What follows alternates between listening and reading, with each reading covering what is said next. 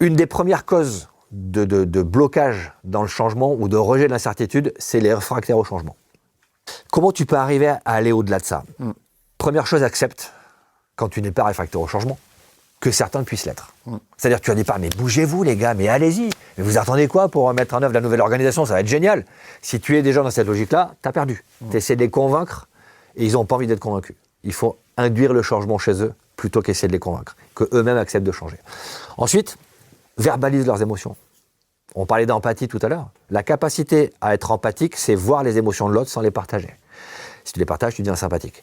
L'empathie, elle te sert aussi à voir l'émotion de l'autre et à la neutraliser chez lui. C'est-à-dire pas l'éliminer, mais la rendre neutre, éviter qu'elle se dégrade. Ensuite, explique-lui tout ce qui ne va pas changer. Puisqu'elle est inquiète de ce qui va changer. Dans la nouvelle organisation, il y a plein de choses qui ne vont pas changer.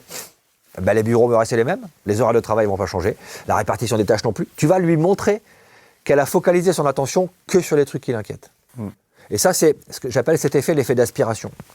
Si je te demande de faire 100% d'une tâche, d'une mission, tu maîtrises parfaitement les 90 premiers pourcents de cette mission. Tu ne maîtrises pas les 10% qui restent. 90% de ton attention va être aspirée par les 10% que tu ne maîtrises pas.